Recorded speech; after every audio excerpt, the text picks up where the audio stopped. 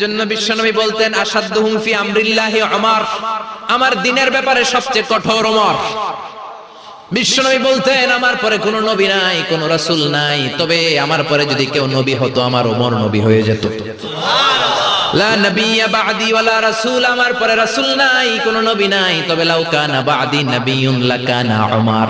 প্রভু তুমি বলেছ রাসূল দেবে না, বলনি দেবে না ওমর, বলনি দেবে না হামজা তারি, খালিদ বিজয়ী সমর। প্রভু তুমি বলেছ রাসূল দেবে না, বলনি দেবে না ওমর, বলনি দেবে না হামজা তারি, খালিদ বিজয়ী সমর। প্রভু তুমি বলেছ রাসূল দেবে না। আল্লাহু আকবার।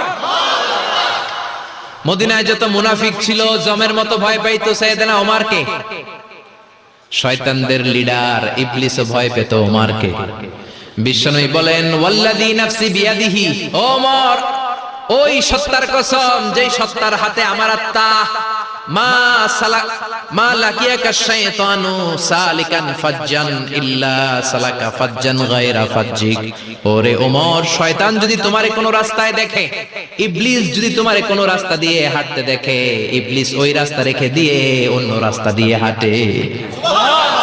ইবলিসও সাইয়েদনা ওমর ফারুককে দেখলে, এই রাস্তা দিয়ে দেখলে ওর বাপের কি ও জীবনে এই রাস্তা দিয়ে হাঁটবে না, এই রাস্তা ধুইয়া ওই আরেক রাস্তা ধরবে, চিল্লায় পড়েন আল্লাহু আকবার। কাফেররা ভয় পেত, মুনাফিকরা ভয় পেত, শয়তান ভয় পেত, এমনকি বিশ্বনবীর বিবিরাও ভয় পেত। সুবহানাল্লাহ পড়েন। বিশ্বনবীর বিবিরা বিশ্বনবীরে ধরলেন আমার এইটা কিনা দেন, ওইটা দেন। বিশ্বনবী কয় টাকা নাই, ক্ষমতা নাই, সামর্থ্য নাই, বেশি কথা কইলে তালাক নিয়ে যাও, তোমাদের চেয়েও সুন্দরী অনেক সতী সাধবী নারী আল্লাহ ব্যবস্থা করে দিবে। বিবিরা মাঝে মাঝে খুনসুটি করতো, নবীরে ধরতো, এটা নাই ওইটা নাই, এটা দেন। একবার সব বিবিরা টাইট করে ধরছে, ও নবী আয়েশার ঘরে যেদিন থাকেন সাহাবারা বেশি হাদিয়া পাঠায় কেন, আমাদের ঘরে যেদিন থাকেন পাঠায় না কেন? কালকে জুমার নামাজের পরে ঘোষণা দিবেন সবার ঘরে সমান সমান হাদিয়া। নবী কয় আমি হাইতান্ন। ও মিয়া, কে হাদিয়া দিবে, কটুক দিবে, এটা কি ইমাম সাহেবের কাজ? ইমাম সাহেবের বাসায় কে কোন দিন কি খাওয়াবে, কি গিফট দিবে, এটা তো কে যে গিফট দিবে তার ব্যাপার। বিশ্বনবী বললেন আবু বকরকে সবাই ভালোবাসে, তাই আবু বকরের মেয়ের ঘরে যেদিন আমার ডেট পরে থাকার সময় ওই দিন হয়তো বেশি হাদিয়া পাঠায়, তোমাদের ঘরে পাঠায় না, আমার বলার কোনো সুযোগ। বিবিরা কয় না আপনারে বলতেই হবে। নবী কয় আমি পারবো না, বিবিরা কয় পারবেন। ইন দ্য মিন টাইম দরজার উপর থেকে কে যেন সালাম দিল, আসসালামু আলাইকুম ওয়া রাহমাতুল্লাহ। বিশ্বনবী বললেন ওয়া আলাইকুমুস সালাম।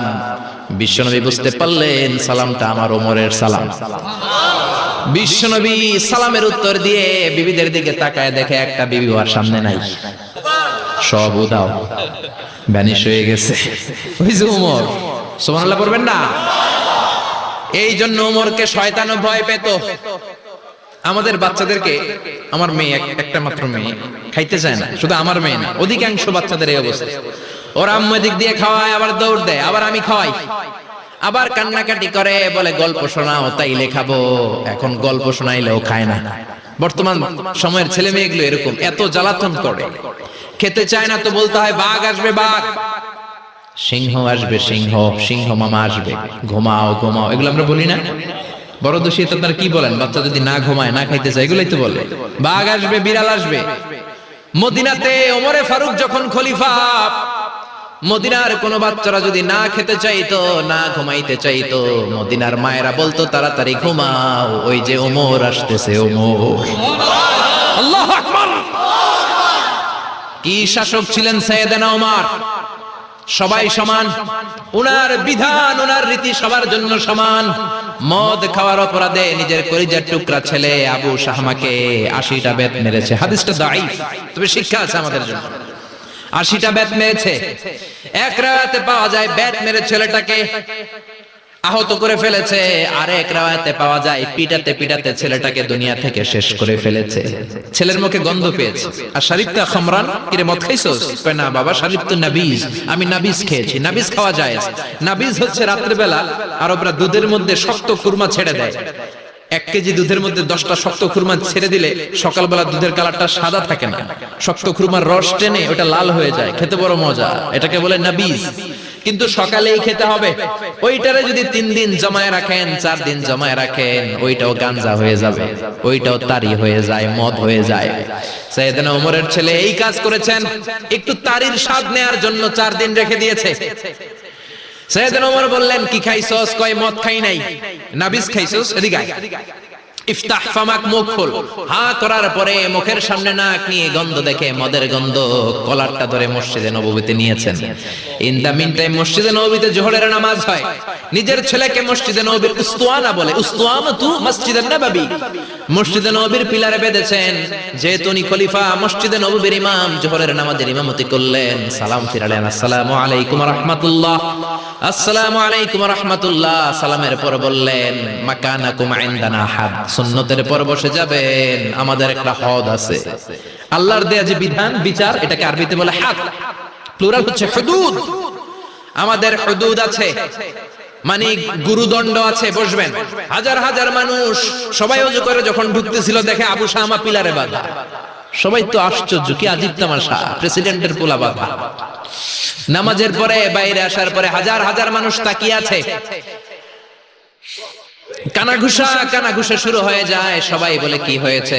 ওমর কয়, আমার টানাটানি করা যাবে না। এই যে থামেন থামেন, এখন টানলে কি হবে আমি জানি, খুব বিশৃঙ্খলা হবে। দাঁড়ায় শোনেন, দাঁড়ায় শুনলে ডবল সোয়াব। আমি চলে গেলে এরপর আপনারা টানাটানি করে ঢুকেন। কথা শুনতেছেন তো? মনোযোগ আছে? লোকদের মধ্যে কানাঘুষা। প্রেসিডেন্টের ছেলে, কেউ কয় ওমর মনে হয় মারবে না, যেহেতু নিজের ছেলে তো একটু ধমকি টমকি দিয়ে ছেলে দিলে। কেউ কেউ বলে, না ওমর তো এত সহজ মানুষ না, মদের বিচার তো 80টা বেদ, মনে হয় 40টা মারবে। কেউ কয় না, 80টাই মারবে। ওমর চেয়ারে বসে জল্লাদরে ডাকলেন, বললেন, ইবদা বিসমিল্লাহ, নে চাবুক শুরু কর। বাইতুল মাল থেকে শক্ত সাইজের একটা চাবুক আনবি।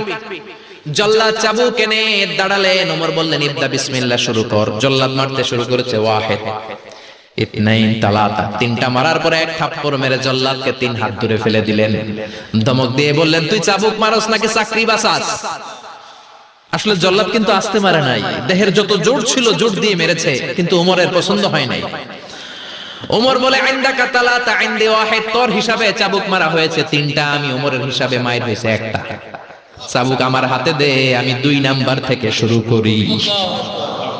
ওমরে ফারুক 2 নাম্বার শুরু করলেন। 2, 3, এক একটা চাবুক মারে, ছুপ ছুপ করে চামড়া ছিলে, রক্তগুলো মসজিদে নববীর বারান্দার পিলারের মধ্যে লাগে।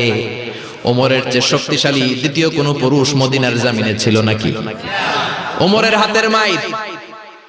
ছেলেটা চিৎকার দিয়ে বলে, বাবা, ও আব্বা, আর মদ খাবো না, ছেড়ে দেন, আর খাবো না।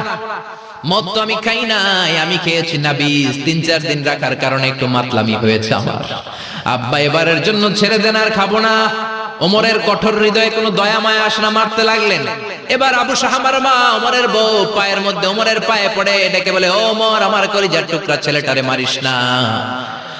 30টা বাড়ি মারা হয়েছে, আর বাকি 50টা বাড়ির জন্য এক একটা চাবুকের বিনিময়ে আমি এক একটা উট আল্লাহর রাস্তায় সদকা করব রে ওমর। সাইয়েদনা ওমর বলে, আরে নিয়ে যাও। আবু শাহামার মা উট দিয়ে আল্লাহর যে আইন, চাবুকের বাড়ি থেকে একটা বাড়িও কমানো যাবে না, 80টা বাড়ি দেয়া পর্যন্ত পৃথিবীর কোন শক্তি আবু শাহামারে আমার হাত থেকে ছুটাতে পারবে না। আবু শাহামার মা কাঁদতে লাগলো। ওমরের মনে দয়া মায়া হয় না। 40টা বাড়ি মারার পরে ছেলে বেহুশ, 50টা মারার পরে আবু শাহামা দুনিয়া থেকে শেষ। সবাই নিস্তব্ধ নীরবতা, পিন ড্রপ সাইলেন্স, পিন পতন নীরবতা। রাগে তখনও গড়গড় করছে ওমর। সাইয়েদনা ওমর বললেন, গোসল দে, জানাজা দে, কবর দে। কবর দেওয়ার পরে ওই কবরের উপর 51 নাম্বার থেকে মারা শুরু করলেন। 52, 53, 60টা, 70টা, 80টা চাবুকের বাড়ি কবরের মধ্যে, বিশাল বিশাল বড় বড় বাড়ি মেরে আঘাত করে আল্লাহর ডেকে বললেন, আল্লাহ, আমার ছেলে হওয়ার কারণে, প্রেসিডেন্টের ছেলে হওয়ার কারণে আমি পার্সিয়ালিটি করি নাই, একটা চাবুকের বাড়িও কম দেই নাই। কিয়ামতের দিন তুমি আমারে জালিমদের কাতারে দাঁড় করাতে পারবা না। আল্লাহু আকবার। ওই ওমরের শাসন যদি দেশে থাকতো, দেশটারে মদিনা বানাইতো কে? এখন রিকশাওয়ালার পোলার জন্য এক নিয়ম, প্রধানমন্ত্রীর পোলার জন্য আরেক নিয়ম। কুলিওয়ালা ঠেলাওয়ালার জন্য এক নিয়ম, প্রেসিডেন্টের মেয়ের জন্য আরেক নিয়ম। জোরে বলেন ঠিক কিনা? সবার জন্য যদি এক নিয়ম হতো, চুরি